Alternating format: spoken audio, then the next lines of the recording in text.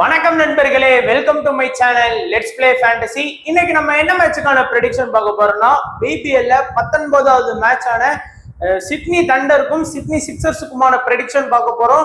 நீங்க நம்மளுடைய டெலிகிராம் சேனல்ல ஜாயின் பண்ணல அப்படின்னா மறக்காம ஜாயின் பண்ணிக்கோங்க. முக்கியமான அப்டேட் பிளஸ் ஃபைனல் டைம் எல்லாமே கொடுத்துட்டு இருக்கோம். ஸோ அதே போல நீங்க இன்னமும் ரியல் 11 ஆப்ல ஜாயின் பண்ணலாம், ஜாயின் பண்ணிக்கோங்க. உங்களுக்கு வந்து ஹெட் ஆப்ஷனை பாத்தீங்கன்னா எவ்வளவு சேவ் ஆகுதுன்னு பாருங்க. அதே மாதிரி பாத்தீங்கன்னா ட்ரேடிங் அப்படிங்கிற ஒரு புது ஆப்ஷன் இருக்கு. ஸோ இன்னைக்கு வந்து பாத்தீங்கன்னா எந்தெந்த டீம் வந்து வின் பண்ணுவாங்க அப்படிங்கிற எஸ்ஆர் நோ கொஸ்டின் இருக்கு. அதே போல ஏகப்பட்ட கொஸ்டின் வந்து உங்களுக்கு வந்து கேட்பாங்க. அதுல வந்து ஈஸியா வந்து நீங்க வின் பண்ற மாதிரி தான் இருக்குது. நானும் நிறைய பிளே பண்ணியிருக்கேன். ஸோ அதனால உங்களுக்கும் இந்த ஆப் வந்து சஜஷன்ல சொல்றேன். விருப்பம் உள்ளவங்க தாராளமா லிங்க் டிஸ்கிரிப்ஷன் பாக்ஸ்ல கொடுத்துருக்கேன், கிளிக் பண்ணி ஜாயின் பண்ணிக்கோங்க. அண்ட் இன்னைக்கான மேட்ச் வந்து பாத்தீங்கன்னா சிட்னில இருக்கக்கூடிய கிரவுண்ட்ல தான் இந்த மேட்ச் நடக்கு. ஸோ தெளிவான பிச் ரிப்போர்ட் என்கிட்ட இல்லை அப்படிங்கிறதுனால பிச் ரிப்போர்ட்டை ஸ்கிப் பண்ணிட்டு ரெக்கார்டை தான் நம்ம பார்க்க போறோம். டோட்டலா பாத்தீங்க அப்படின்னா 33 மேட்ச் நடந்திருக்கு. அதுல 17 பேட்டிங் ஃபர்ஸ்ட், 16 பேட்டிங் செகண்ட், 0ல இருந்து 150க்குள்ள 26 இன்னிங்ஸ், 150 169க்குள்ள 22 இன்னிங்ஸ், 170 189க்குள்ள 14 இன்னிங்ஸும், 190 பிளஸ் பாத்தீங்கன்னா ஒரு 4 இன்னிங்ஸ் வந்து ஸ்கோர் பண்ணியிருக்கிறாங்க. ஸோ இப்போ நம்ம வந்து டைரக்டா வந்து பாத்தீங்கன்னா ப்ரெடிக்ஷன் ஸ்டார்ட் பண்ணிடலாம். இந்த பிட்ச்ல இந்த சீசன்ல முதல் மேட்ச் நடக்க போகுது. ஸோ அதனால கொஞ்சம் கவனமா பார்த்து பிளே பண்ணிக்கோங்க. ஃபர்ஸ்ட் சிட்னி சிக்ஸர்ஸை பொறுத்த வரைக்கும் பிலிப்பும் அடுத்து வந்து பாத்தீங்கன்னா பிலிப்பையும் ஜேம்ஸ் வின்ஸும் தான் இன்னிங்ஸ் வந்து ஓபன் பண்றாங்க.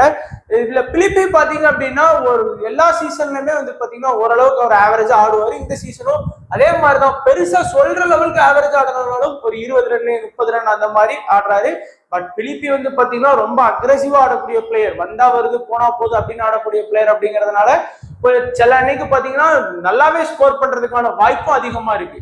ஜேம்ஸ் வின்ஸும் அதே மாதிரி தான் நம்ம சொன்னோம். முதல் 3 மேட்ச் வந்து பாத்தீங்கன்னா ஃபிளாப்பான ரிசல்ட் தான் கொடுத்தாரு. ஆனா அவர் ஒரு அக்ரெசிவான பிளேயர், எக்ஸ்பீரியன்ஸ் பிளேயர் அப்படின்னு சொன்ன. அதே மாதிரி லாஸ்ட் மேட்ச்ல 83 ரன் ஸ்கோர் பண்ணாரு. ஆனா அடுத்த மேட்சும் இதே மாதிரி அவரால் கண்டினியூஸா அவரால் நல்ல ஸ்கோர் கான்ட்ரிபியூட் பண்ண முடியுமான்னு கேட்டீங்கன்னா கண்டிப்பா அது ஒரு கேள்விக்குறி தான். ஏன்னா அவர் வந்து அடிச்ச அன்னைக்கு பயங்கரமா ஆடுவார், இல்லைன்னா ஒரு ஆவரேஜான ஸ்கோர் அந்த மாதிரி தான் வரும். இந்த மேட்ச் ஒரு 30 40 அந்த மாதிரி தான் ஸ்கோர் பண்றதுக்கான வாய்ப்பு இருக்குமே தவிர ஒரு 80 பிளஸ் 90 பிளஸ் அந்த மாதிரிலாம் ஸ்கோர் பண்றதுக்கான வாய்ப்பு வந்து கம்மி தான். அதே மாதிரிதான் டேனியல் வில்ஸும் பாத்தீங்கன்னா ஒரு கண்டினியூஸா ஒரு 30 பிளஸ் ரன் அவரால் கான்ட்ரிபியூட் பண்ண முடியாது. ஆனா அடிச்ச அன்னைக்கு பாத்தீங்கன்னா நல்லா ஆடுறாரு. தொடர்ந்து 2 மேட்சா வந்து ஃபிளாப்பான ரிசல்ட் கொடுத்திருக்கிறாரு. மேபி அவர் இந்த மேட்ச்ல வந்து நல்லா ஸ்கோர் பண்றதுக்கான ஹோப் வந்து இருக்கிற மாதிரி தான் தோணுது. அதனால கொஞ்சம் பாத்துக்கோங்க. Moses Henriques batting plus bowling இருக்கக்கூடிய ஒரு டீசென்டான ஆல்ரவுண்டர். இது வரைக்கும் பாத்தீங்கன்னா லாஸ்ட் மேட்ச் மட்டும்தான் 5 ரன் ஸ்கோர் பண்ணாரு, பவுலிங் ஆப்ஷன் எடுக்கல. அதுக்கு முந்தின மேட்ச்ல வந்து பாத்தீங்கன்னா எல்லாமே பவுலிங் ஆப்ஷன் எடுத்தாரு. 6வது பவுலிங் ஆப்ஷன் இருக்கிறாரு மோசஸ் ஹென்ரிக்யூஸ். அட்லீஸ்ட் பார்த்தோம் அப்படின்னா 2 ஓவர் வரைக்கும் பவுல் பண்ணலாம். அதிகமா பாத்தீங்கன்னா அவர் வந்து 2 ஓவர் அந்த மாதிரி பவுல் பண்றதுக்கான வாய்ப்பு இருக்கும். இது வரைக்கும் 2 விக்கெட் எடுத்திருக்காரு. பேட்டிங்லயும் ஒரு கணிசமான ஒரு ரன்னை வந்து அவர் டீமுக்கு வந்து கான்ட்ரிபியூட் பண்ணி கொடுக்குறாரு. 40 20 23 அப்படின்னு ஒரு கணிசமான ரன் ஸ்கோர் பண்ணி கொடுக்குறாரு. அடுத்து ஜோர்டான் ஸ்கில் மிடில் ஆடக்கூடிய ஒரு டேலண்டடான பேட்ஸ்மேன். எப்பெல்லாம் அவருக்கான பேட்டிங் சான்ஸ் கிடைக்கும் அப்பெல்லாம் நல்லாவே ப்ரூவ் பண்ணியிருக்காரு. எக்ஸ்பெக்ட் லாஸ்ட் மேட்சை தவிர வந்து அவர் மீதி எல்லா மேட்சுமே நல்லா ஸ்கோர் பண்ணியிருக்காரு. அதே மாதிரி எட்வர்ட்ஸ் வந்து பாத்தீங்கன்னா நல்ல ஒரு ஆல்ரவுண்டர். இந்த டீமுக்கு முதல் எந்த மேட்சுமே இது வரைக்கும் எட்வர்ட்ஸ் வந்து ஃபிளாப்பான ரிசல்ட் வாங்கி கொடுக்கல. கண்டினியூவா பாத்தீங்கன்னா அவர் அதிகபட்சமா 4 ஓவர் போலிங் பண்றாரு. ஸோ மோசஸ் ஹென்ரிக்யூஸும் அவரும் சேர்ந்துதான் வந்து பார்த்தோம் அப்படின்னா ஒரு 4 ஓவர் போலிங் பண்ற மாதிரி இருக்கும்.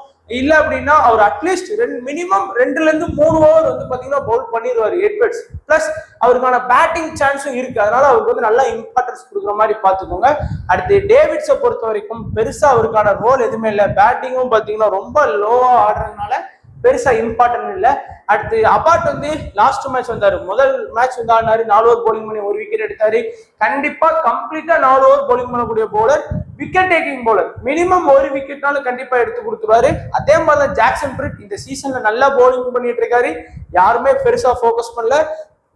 4 ஓவர் கம்ப்ளீட்டா போலிங் பண்ணி எல்லா மேட்சுமே விக்கெட் எடுத்து கொடுக்காரு. அதிகமா இந்த சீசன்ல சிட்னி சிக்ஸர்ஸ் விக்கெட் எடுத்து கொடுத்த பிளேயர்ல அவர் நேம் தான் இருக்குது. அடுத்து துரசிஸ் முதல் 2 மேட்ச் வந்து பாத்தீங்கன்னா டாப்பா விக்கெட் எடுத்து கொடுத்தாரு. முதல் 2 மேட்ச்ல வந்து பாத்தீங்கன்னா 5 விக்கெட். அடுத்த 2 மேட்ச்ல வந்து விக்கெட்டே எடுத்து கொடுக்கக்கூடிய பிளேயரா தான் இருக்கிறாரு. ஸோ மேபி இந்த மேட்ச்ல வந்து அவர் கம்பேக் கொடுக்கலாம். நல்ல பவுலர், ஞாபகம் வச்சுக்கோங்க. இருக்கிறதுலே ஒரே மெயின் ஸ்பின்னர் ஸ்டீவ் கெஃபே கம்ப்ளீட்டா 4 ஓவர் போலிங் பண்றாரு.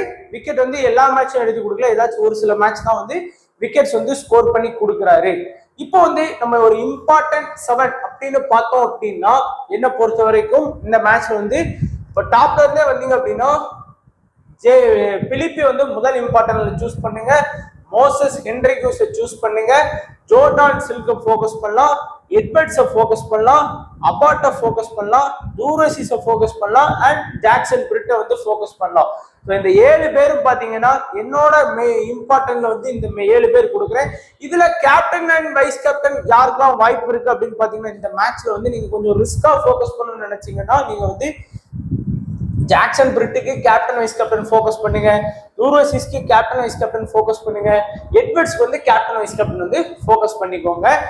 ஒரே ஒரு டீம்ல வேணா நீங்க அட்லீஸ்ட் கேப்டன் வைஸ் கேப்டனா நீங்க வந்து பிலிப்பிக்கு ட்ரை பண்ணிக்கோங்க. மற்ற அதாவது அது இந்த 3 பேர் ட்ரை பண்ணுங்க, எட்வர்ட்ஸ், ஜாக்சன் பிரிட்டு, டூரசிஸ், இந்த 3 பேருக்கும் எக்ஸ்ட்ரா வேணும்னா நீங்க வந்து பிலிப்பியை கூட கேப்டன் அண்ட் வைஸ் கேப்டன் ஆப்ஷன்ல அவங்களையும் கொண்டு வரலாம்.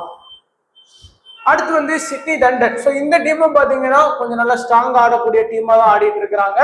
அண்ட் இன்னிங்ஸ் ஓபன் பண்ணக்கூடியது அலெக்ஸ் கெல்ஸ் அண்ட் பேண்ட்ராஃப் 2 பேர் தான் இன்னிங்ஸ் ஓபன் பண்றாங்க.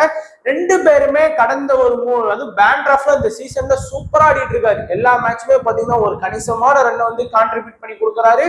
அலெக்ஸ் கேல்ஸுமே செகண்ட் மேட்ச்ல இருந்து ஒரு கணிசமான ரன்னை வந்து அவர் டீமுக்கு அவரும் கான்ட்ரிபியூட் பண்ணி கொடுக்குறாரு. ஒரு 60 ஃபேண்டசி பாயிண்ட்ல லாஸ்ட் மேட்ச் வாங்கி கொடுத்தாரு, கேட்ச் அதெல்லாம் பிடிச்சி. 2 இன்னிங்ஸ் ஓபன் பண்ணக்கூடிய பிளேயர்ஸுமே முக்கியமான பிளேயர்ஸா இருக்காங்க.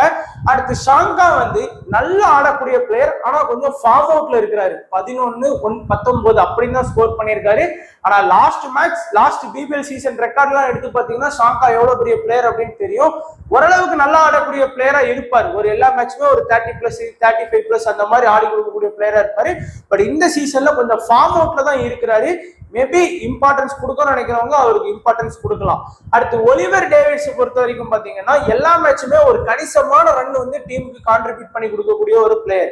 ஒரு மேட்ச் அடிச்சோம், ஒரு மேட்ச் அவுட் அடிக்காம போனோம் அப்படிலாம் கிடையாது. எல்லா மேட்சுமே பாத்தீங்கன்னா ஒரு கணிசமான ரன் வந்து அடிச்சு கொடுக்கக்கூடிய பிளேயரா இருக்காரு. அலெக்ஸ் ரோஸ் அப்படி கிடையாது. அடிச்ச அன்னைக்கு பாத்தீங்கன்னா நல்ல ஸ்கோர் பண்ணுவார், இல்லைன்னா பெருசா ஸ்கோர் பண்ண மாட்டாரு. அந்த மாதிரி பிளேயரா தான் இருக்கிறாரு. கிடைச்ச அன்னைக்கு பயங்கரமா சிக்கிச்சு அப்படின்னா நொறுக்கி எடுத்துருவார், அந்த மாதிரி பிளேயர். அடுத்து சாம்ஸ் பேட்டிங்ல பெருசா இந்த சீசன்ல ஜொலிக்கல. அதாவது பார்த்தோம்னா 11, 1, 22, 1 அப்படின்னு மாதிரி. ஆனா பவுலிங்ல கடந்த 3 மேட்சா பாத்தீங்க அப்படின்னா பயங்கரமா விக்கெட் எடுத்துட்டு இருக்காரு. இந்த சீசன்ல அதிகமா விக்கெட் தான் எடுத்துப்பாரு போல. 10 விக்கெட் வந்து எடுத்துட்டாரு. 4 மேட்ச் முடிவுல 10 விக்கெட் ஸ்கோர் பண்ணிட்டாரு. அடுத்து கிரீன் வந்து பார்த்தோம் அப்படின்னா இவருக்கு வந்து பேட்டிங் வாய்ப்பு வந்து எப்போ இருக்கும்னு பாத்தீங்கன்னா டாப் ஆர்டர்ஸ் சரியா பெர்ஃபார்ம் பண்ணலன்னா ஒரு 25 ரன், ஒரு 30 ரன் கான்ட்ரிபியூட் பண்ணி கொடுக்கலாம் பேட்டிங்ல. ஒரு இந்த 2ஆம் மேட்ச் என்னமோ நினைக்கிறேன் பேட்டிங்ல ஒரு 30-40 ரன் கிட்ட ஸ்கோர் பண்ணி கொடுத்துருக்காரு. மற்றபடி எல்லா மேட்சுமே கம்ப்ளீட்டா 4 ஓவர் போலிங் பண்ணிடுவாரு, ஒரு விக்கெட் எடுத்து கொடுத்துருவாரு. அதனால நீங்க கிரீனை ஃபோக்கஸ் பண்றவங்களும் தாராளமா ஃபோக்கஸ் பண்ணலாம். அண்ட் சாந்து வந்து பாத்தீங்கன்னா நல்ல எக்ஸ்பீரியன்ஸ் பிளேயர். நான் எத்தனாம் கிளாஸ் 12ஆம் கிளாஸ் படிக்கும் போதே ஆடிட்டு இருக்கிறாரு.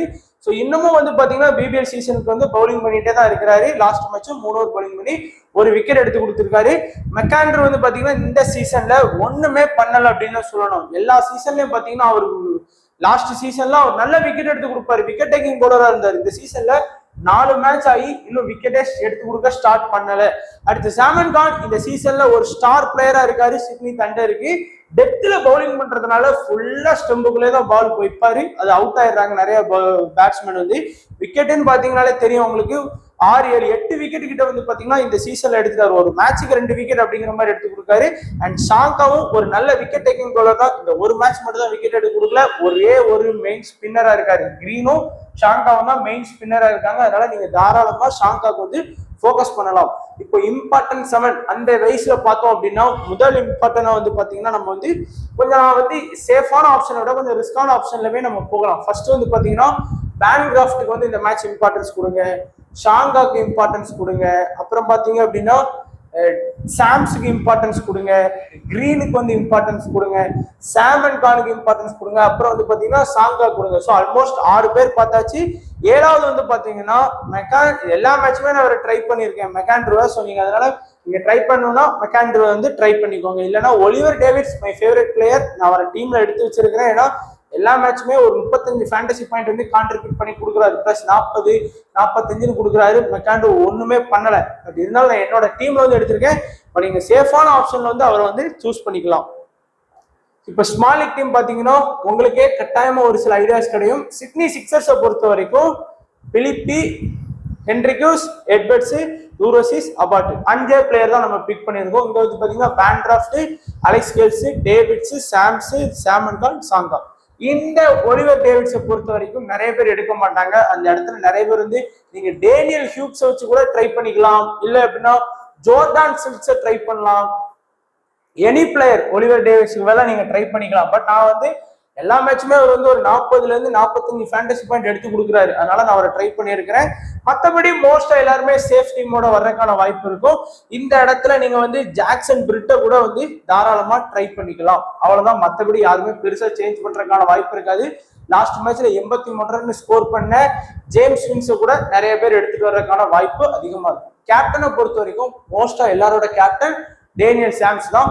வைஸ் கேப்டன் எட்வர்ட்ஸை ப்ரிப்பேர் பண்ணுங்க, பேட்டிங் பிளஸ் போலிங் இருக்கு. அதே மாதிரி மோசஸ் ஹென்ரிக்யூஸையும் நீங்க ப்ரிப்பேர் பண்ணலாம், பேட்டிங் பிளஸ் போலிங் ஆப்ஷன் இருக்கு. ஸோ அதனால சேஃபான ஆப்ஷன்ல போகணும்னு நினைச்சீங்கன்னா இந்த 3 பேரோடய நீங்க போகலாம். இல்ல வந்தா வருது போனா போது ரிஸ்கா ட்ரை பண்ணணும்னு நினைச்சீங்கன்னா சாங்காவை ட்ரை பண்ணுங்க, நம்ம ஜே சாங்காவை ட்ரை பண்ணுங்க, அடுத்து பிலிப்பியை ட்ரை பண்ணுங்க, அடுத்து கிரீனை கூட நீங்க வந்து ட்ரை பண்ணலாம். ஏன்னா அவரும் எல்லா மேட்சுமே பாத்தீங்கன்னா ஒரு 45ல இருந்து 50 ஃபேண்டசி பாயிண்ட் சராசரியா வாங்கி கொடுக்குறாரு. ஒரு சில மேட்ச் தான் மிஸ் ஆகுது, அதனால ட்ரை பண்ணி பாருங்க. ஸோ இதான் நண்பா நம்மளுடைய ப்ரெடிக்ஷன் ஃபார் 19வது மேட்ச், பிபிஎல் மேட்சுக்கான ப்ரெடிக்ஷன். ஸோ மறக்காம எல்லாருமே நம்மளுடைய டெலகிராம்ல ஜாயின் பண்ணி சப்போர்ட் பண்ணுங்க. ஸோ வீடியோ பார்த்த எல்லா நண்பர்களுக்கும் நன்றி, வணக்கம். தேங்க்ஸ் ஃபார் வாட்சிங் நண்பா.